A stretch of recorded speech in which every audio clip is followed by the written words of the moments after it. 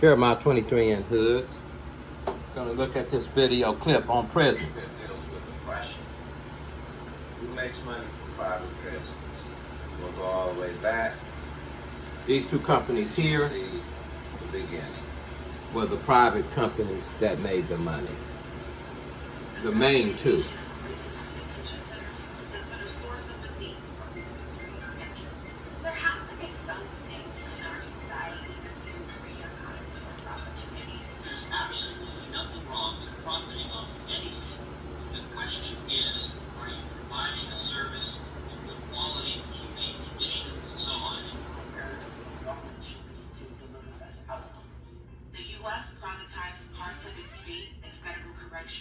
And detention facilities in the 1980s. Two companies in particular, CoreCivic and Geo Group, have dominated the industry. But the uncertainty of a highly polarized industry stems mainly from the political climate. At the end of President Obama's second term, then Deputy Attorney General Sally Yates announced that the administration would phase out private prisons. CoreCivic and Geo stocks plummeted.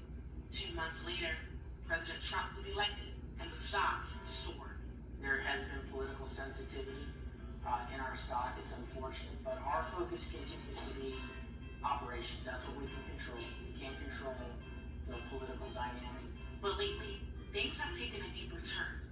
Democratic candidates call for a total abolition. A number of states have or could be banning the industry, and Wall Street is divesting. On top of it all, prison populations are decreasing. That's a huge indictment. By all the noise in the market, companies have very good liquidity. How a company is structured on its balance sheet does not save it from a cultural revolution. I don't know if it's a breaking point or time to change, but I think it presents, again, an opportunity for us to be more transparent about what we do. Could this be the beginning of the end for private prisons? Watching A Quiet Place and A Quiet Place Part 2, both movies now streaming on Paramount Plus. As we see, the prison are profiting, have made money, especially in the 80s. At the height of the war on drugs and tough on crime era, the Underground country began slavery. imprisoning more people than ever. 750,000 people were incarcerated in America. By 1997, 1.7 million. With the growing prison population, so were the costs of operating prisons. So let me ask you this. Is that why they won't do anything about the drugs coming over the border, the fentanyl, the methamphetamine, the cocaine? Is that why? Is that why we have Seattle, we have Philadelphia, we have places that are going to hell because of the drugs? If we arrest criminals and title them that, and someone's making money, that is oppression. Let's get the record straight. From 1980 to 1994, operating costs of state and federal prisons went from $3 million to nearly $18 million. Overcrowding was becoming increasingly problematic, and the government couldn't keep up. Private prisons were established to help maintain the $10 billion industry. Private prison companies could build facilities faster without voter approval. They also claimed that they could provide a higher quality at a lower price. But the accuracy of that claim has been under scrutiny. No compelling government study is conclusive one way or another. In 1996, the General Accounting Office stated that they were not able to conclude that privatization saved money. A Department of Justice study from 2001 claimed that the average savings from privatization was only about 1% and not the projected 20%. There are a lot of accounting details that make it difficult to properly compare the cost between public and private, and actually there are a lot of factors that make it difficult to compare quality. The private prison model was simple: build and manage buildings and secure government contracts. Charge a daily fee for each bed you fill, something called per diem, or what is commonly referred to as man-days. In 1987, Corrections Corporation of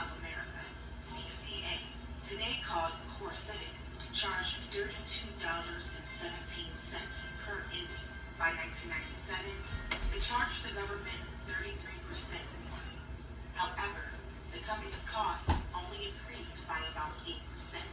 The company's revenue grew 27 times. Ryan Evans is the CFO of GEO. So where do I have the camera? About 2/3 of GEO Group's revenue comes from federal and state corrections and detention. Now keep in mind, they're only going to get paid unless the prisons are full. ICE contracts make up a fifth. Our business changed over the years. In 2003, when the chairman, CEO, and founder of the company, George Zoll, had a directive at that time to expand the company into other service lines, diversify, and to own and operate more of the facility. So that process started in about 2003. It was about $500 million in revenue to about $2.5 billion in revenue. Some of that growth has been through acquisitions, about half of it through acquisitions, and about half of it through organic growth, new contracts, new facilities, etc.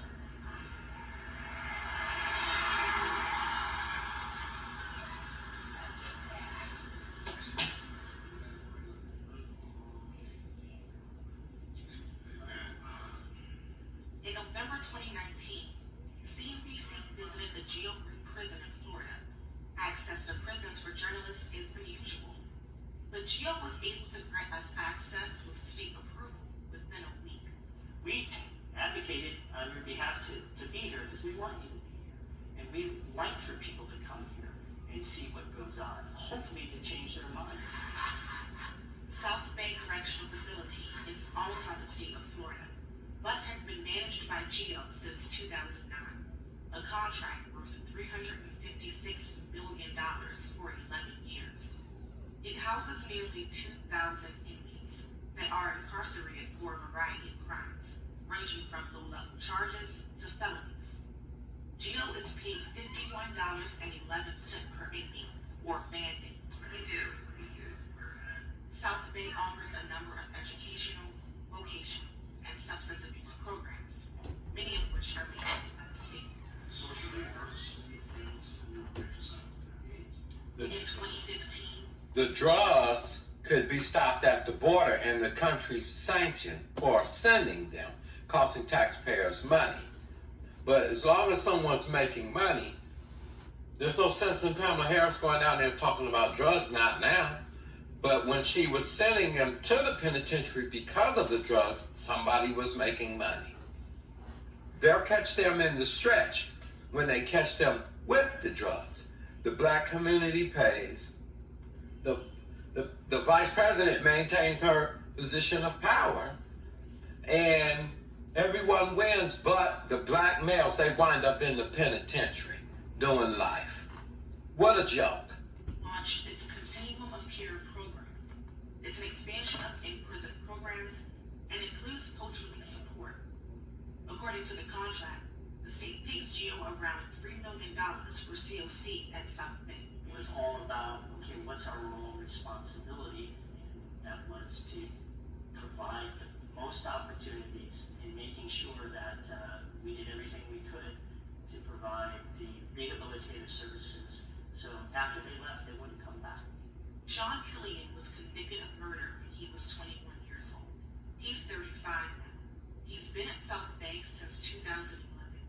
When you're in state-run facilities, if you have longer than a 5-year sentence, basically it's very difficult to get in programs. You know, they give priority to the guys that are about to get out, but at the same time, there's not a lot of programs offered. Here they have so many programs, and everybody's encouraged to take part in them. Between ICE, U.S. Marshals, Bureau of Prisons, and state, GEO manages about 17 facilities. He asked David Venturella how many of them look like this. How many of them look like this? Well, I would say all of the facilities that we own either look like this or better. The ones that we manage, I would say, are pretty similar. So there we have it, man. That's the open face of oppression. This is what happens when you allow big companies like General Motors, and you have no choice. They go overseas. Their communities, the middle class communities in Detroit, were flooded with drugs. I'm using them as an example. And of course, there's no sanction on the countries that send the drugs, and there's no protection at the borders to stop the drugs. So we have this as a result. This is the fruit of the tree. If you do it and allow it intentionally, it is an oppressive act. It's a crime against humanity. It is another form of underground slavery. Nobody wins but the people in power that have wealth and influence. One side of the private prison story. Less than a month prior to the tour, an inmate was flown to a hospital after his death. Gilbert, like Core Civic and other private prison companies, have been plagued with litigation and claimed human rights abuses. There's only two ways for a for-profit entity to create revenue. One is to increase your revenue basically by increasing your market share, and secondly to cut costs. So to lower your expenses and therefore take home more profitability. And so if you're cutting costs when it comes to caring for humans, that's generally not going to put you in a good place. Do bad things happen in a well-run system? Yes, they do. We don't try to cover it up. And we try to learn from that.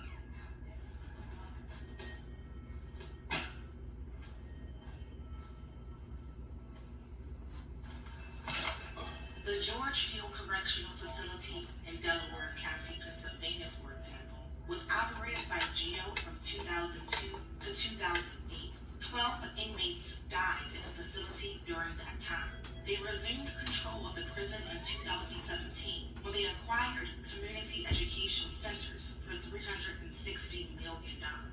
This is a jail that has significant issues. We have had instances of wrongful deaths, suicides that have resulted in very large settlements with families. We've had issues with underpayment that's resulted in, I wouldn't call it dangerous, but certainly inhumane conditions, continuous understaffing issues. Private prison companies occupy about 7% of the total state and federal correctional facilities market. It's just like slavery. Produces billions of dollars in revenue. For detention, however, about 75% of total detainees are in private facilities. Just like they did in the South to rebuild it. They made a law, you break the law, you rebuild the South through prison. For some people, millions of prisoners, it is obvious that they are in there for profit. The funding of detention took off during President Obama's second term, coinciding with the increase in migrants from Central America. The Senate bill, as currently written and is hitting the floor, would put in place the toughest border enforcement plan that America has ever seen. Still, in August 2016, then Deputy Attorney General Sally Yates announced her plan to phase out private prisons under the Bureau of Prisons. She said that private prison companies compared poorly to public prisons, largely based on data from a damning OIG report that was published the same month. I think the Inspector General cherry-picked some areas where we didn't match up as good with the BOP in those specific areas, but overall we had less grievances. We had better rates for inmate violence and assaults and things like that. Overall grievances were higher in BOP prisons. However, the DOJ selected 8 categories of grievances deemed particularly relevant to safety and security. In that analysis, inmates in private prisons filed 24% more grievances. The stocks plummeted. The Yates announcement would only affect the revenue streams coming from the federal correctional system. Moody's saw enough risk and lowered their ratings. We knew that from a liability and liquidity perspective, they were fine, but from a business perspective, we didn't know sort of what was going to happen after this. There was a lot of noise, and this was headline risk that we had always incorporated in our ratings, but this came to fruition. It didn't come to fruition. 2 months later, Donald Trump was elected president, and within days of coming into office, Attorney General Jeff Sessions rescinded the Yates report. Stock prices soared. Private prison companies were So we can see that they were profiteering now of the demise of individuals in our society that would break the law. Now, how fair is that? How fair is that? That is slavery. That's what happened in Africa. incarceration or by force, but we need a labor force. And when we do start getting dollars off of people's mistakes, that is anti-Christ, because there's no forgiveness or redemption in there. I know a man that went to jail for a $5 rock on his third strike. He's facing 25 years. Now, that's just ridiculous. Somebody's making money off of that. Not a shot fired from the church. Where are the prophets? Where are the conservative Christians on the issue? No, no, no. Capitalism in the hands of sinners brings wickedness. Micah 2:1 and 2.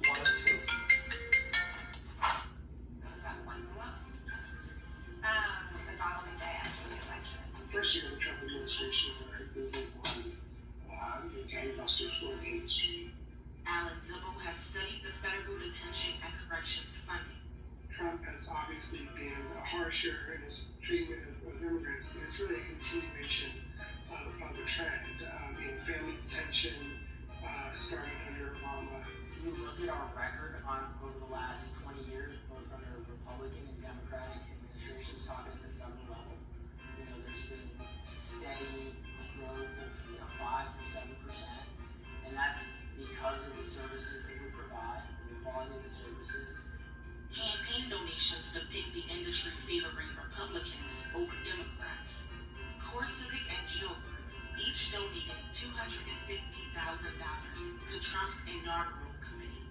Geo Group's contract revenue from ICE and U.S. Marshals is up by 43% from the last 2 years of President Obama to the first 2 years of the Trump administration.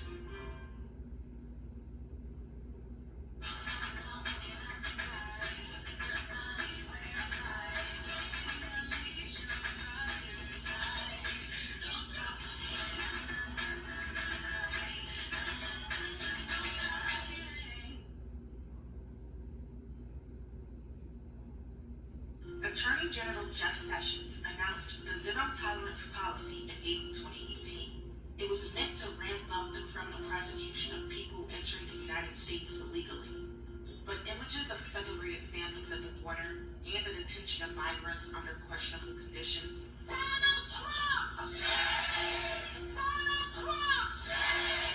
unleashed a firestorm. I think the immigration policy under this particular administration really disturbed people. The administration lit a fire. So we're keeping families together, and this will solve. On June 20th, 2018, President Trump signed an executive order to halt the separation of families. And it continues to be a zero tolerance. By then, 3,000 children had already been separated from their parents. But it continued, and to this day, the exact number is unclear. We had no role in operating the border facilities, which is where you saw a lot of pictures of overcrowded, inhumane conditions. Those aren't our facilities. They don't look anything like that. We also don't house unaccompanied minors. Sparked by an outraged public, the Families Belong Together Coalition was formed. 250 organizations came together to protest, collect signatures, and raise awareness and money to help families reunite. But a few wanted more. Jen Armstrong co-authored a report that looked at who was profiting off of the detention of migrants, and private prisons were part of it. Something that is really key to understanding about private prisons is that they're actually structured as something called real estate investment trusts, or REITs, R-E-I-T-S. The interesting thing about this structure is that it actually allows these two companies to largely avoid paying income taxes. The flip side of that, however, is that they are actually required to pass on about 90% of their taxable income to investors in the form of dividends. And so they don't actually get to keep much cash on hand, which requires them to really wholly rely on a bunch of short-term borrowing for their operations, for any expansions that they want to do. That's where Wall Street came in. By mid-2016, Geo had $1.9 billion in debt, and Core Civic, then CCA, had $1.5 billion, and 6 banks largely financed it. We know that private prisons make money when we're detaining more people during this immigration crisis. But what people don't see are this large syndicate of banks that are providing all the financing for all the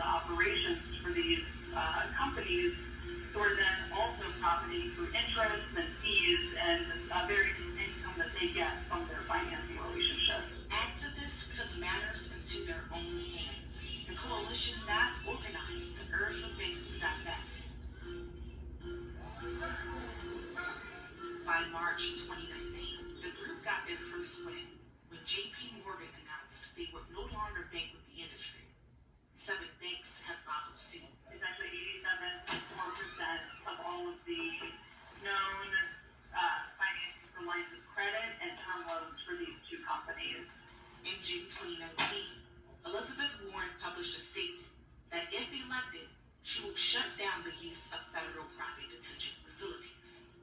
Many other candidates have espoused similar intentions. Nevada and California signed into law bans that would eventually phase out private prisons. Colorado and Minnesota could soon. The largest pension fund in the country, the California Public Employees Retirement System, is divesting. So have a number of city pensions.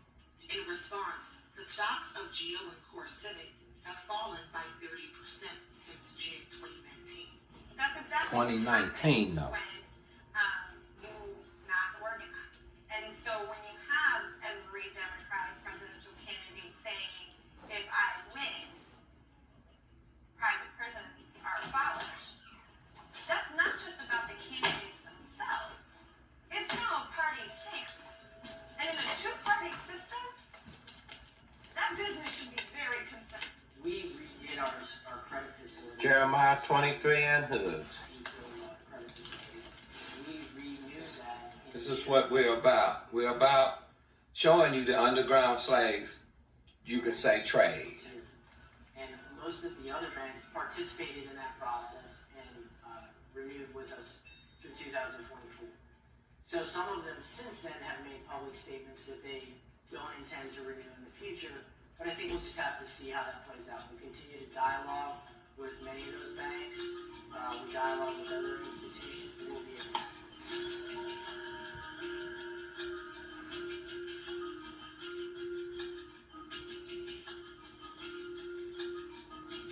But they already made their money.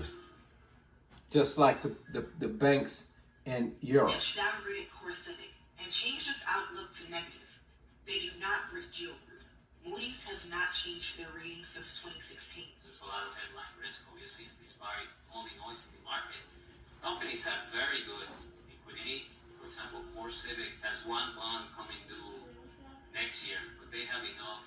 They have over $600 million in liquidity right now. Geo, they don't have anything due to 2023. Both of them are, their renewal, their retention rate so far, both of them are in the high 90s. They both reported earnings growth and what they call NOI growth, which is net operating income per the different contracts. They both have added, it's funny to say it this way, but they both all have added people to their beds, or they call it heads in the beds. So from our perspective, we're very comfortable where our ratings are right now. Padon Seagram is an assistant professor of So adding heads to the bed is when we count and make merchandise out of people, that's where slavery had its effect, because people became a dollar. How many properties have been seized by collective groups, for example, and the developers come in and the rents go through the roof. So people out of survival in poor areas, even the working poor, find themselves looking for how are they going to make ends meet with rent. So everyone is in it for the money. When greed overtakes a nation through the vehicle of capitalism, any nation, it begins to corrode and corrupt. Maybe that's why the drugs are allowed, because if it was uranium, they would find the drugs coming under the tunnels. They have bunker busting bombs. No excuse to allow drugs to be coming into the country, and we're capitalizing off people going into the prison system without sanctioning the countries that send the drugs. Jeremiah 23. And let me say this on that note. Deals with oppression. Let me say this on that note, you guys. Not only did they profit, Micah 2:1-2 says, if they be upon beds of ease, and all they can think about is how I'm going to make money. Upon their bed, they had to think, how can we tap into the prison situation with the drug situation and make money? So it's like a scheme. When you see the banks and corporations that have bought into this, companies like JCPenney and other companies, they all pulled out once they got caught. But just like the banking systems that were built through slavery in the South, being the third largest economy in the world, just like they capitalized off of the minerals and gold and diamonds in Africa, 18 million just in the Congo killed alone by the Belgians. The bottom line, that money, those resources, those profits are sitting in the banks in assets. And today, those private institution banks, just like the private banks here in America that funded this particular operation of them capitalizing off of many people going into prison, many on bogus charges with the corruption of LAPD and Compton Police Department. Compton Police Department alone had to change the whole police department around because of the corruption dealing with the drugs. So all this profiteering, and yet we have a person that have locked up people for these drugs who's in power now. Matter of fact, vice president of the most powerful nation on the world looked the other way just recently on far as the fentanyl and the meth and the cocaine that has been caught in 2 big catches recently. And they know all about that, but they will dare not sanction those countries. We need coffee, please, like Britain needs sugar from Jamaica. The bottom line, and Haiti. The bottom line is this. We see the profiteering. We see that it became slavery. We see that people again were once made merchandise. And Micah 2:1-2 says, because you devised this kind of evil to plunder and take a man's house and take away his land and covet things that were not for you, and you do it by violence, you do it with the same rules that were used in the South to rebuild the South, such as if you threw trash down or you were out trespassing, you go to prison so you can work to rebuild the South. It's just the same spirit as far as spiritual warfare coming in a modern sense, what we would see as to be the end result. We got a lot of people that broke the law that's in prison. And people are making merchandise and money off of that. And people lose all that they have. Families are broken. There's great destruction. If you sow a seed, what make us think that we won't reap the same seed that was sown? It's a universal principle. And there's cause and effect. And then there's justice and judgment. And them that didn't love mercy and squeezed this kind of stuff to the end and made billions of profits, just like the slave trade. Again, the third world banks still have the wealth from the slave trade. And yet, when they got bailed out here in America, look at what's going on now in 2021 in July. Look at what's going on. The housing situation has now doubled. Now you have to have at least double the income. How's that going to affect disabled people and elderly people? At least double, 2.5 average, and 3 times the amount. Right after COVID-19, right when we're all in this together, they said. Right when people are hurting the most and still looking for jobs. 2.5 times, 3 times the amount. There's no regulation of that. That's a free market capitalist in a democracy situation that's going down, that's bringing oppression to those working poor to help these billionaires at the top get their money. And because we devise such schemes and such plans, the Lord says in Micah 2:1-2, I will devise disaster for those kind of people that all they can do is make merchandise out of their fellow human mankind. Listen, man, human beings are not to be made merchandise out of. And when Israel did it in the book of Amos, and the gap between the rich and the poor, because the rich were exploiting the poor, in Israel they learned the ways of the kings of the wicked nations, which they never should have wanted a king to begin with. The word should be king. Deuteronomy 14, Deuteronomy 15, Deuteronomy 26, 2 Corinthians 8 and 9, Malachi 3, 10 and 11 talks about God's economy, how he would do things. That is to say, everyone would give unto the poor. Everyone would make sure that everyone's back is that they have their back, because the new covenant church, let me appeal to them. They love mercy. They were the ones that came out of Egypt. Remember the ones that came out of Egypt? Remember the Israelites that came out of Egypt? That kind of faith. Moses brought them out by that kind of faith. But they were delivered. Did God charge them? He did not charge them. He did not. Why was that? Because this people was going to come to a place where there'll be a new covenant, where they now would be adopted into the family of God. And in Paul's day, in Rome, they knew what that meant. An adopted son had all rights and privileges, and any debts that they owed was paid off. So when the seed that came to bruise the devil's head came, he said, the Spirit of the Lord is upon me. He's anointed me to preach the gospel, to declare the acceptable year of the Lord. That meant Jubilee. That means cancellation of debts. Therefore, Nicodemus said, when he knew the Lord was coming to his house, and if I have taken anything, I will restore sevenfold. What did John the Baptist say? You that have 2 coats, give to him that have nothing. Meaning, rid yourself from covetousness. Those were the servants that served Moses, those that hated covenants and hated bribes. Therefore, God had a whole nother system, not of exploitation. Deuteronomy 26 talks about they gave to the widow, the poor, the fatherless, and the stranger, and the priests. Deuteronomy 15, it talks about forgiving debts and talks about giving to the poor in the 7th year, the whole year worth of crop. In other words, they can shop at Walmart for a whole year, dealing with necessities. Deuteronomy 14 talks about the exact same thing, and that's why it comes down to Malachi 3, 10, and 11, saying, now bring all the tithes, that's a tenth, also for your poor brother, because the poor will be among you always. Yeah, will be, because God knew we're not going to keep his system. We're going to begin to exploit each other like Israel did their brethren.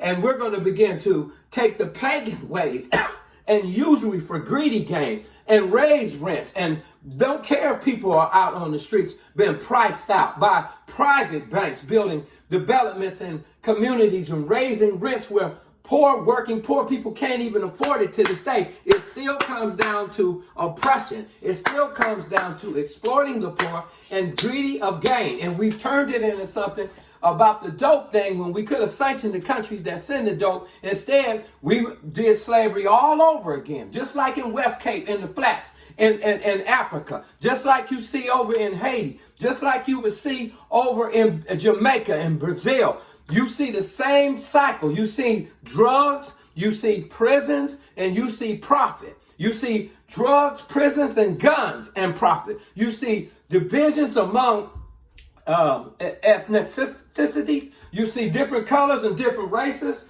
being able to what? Go to war one another, just like Jesus Christ said. So what do you think would be the salt for the church? To do the opposite, to not exploit, to have loving kindness rather, and give and share with your neighbor and your brethren who are among you in your households of faith. That would be the solution. To set aside money for hard times, to build complexes for our elderly, to buffet the inflation, to buffet the giant capitalists that always tend to come to sweep through compound interest and destroy the poor, even our brethren that go to our churches. So what are we going to do about it? Let's look to the word. Let's apply the brotherly covenant.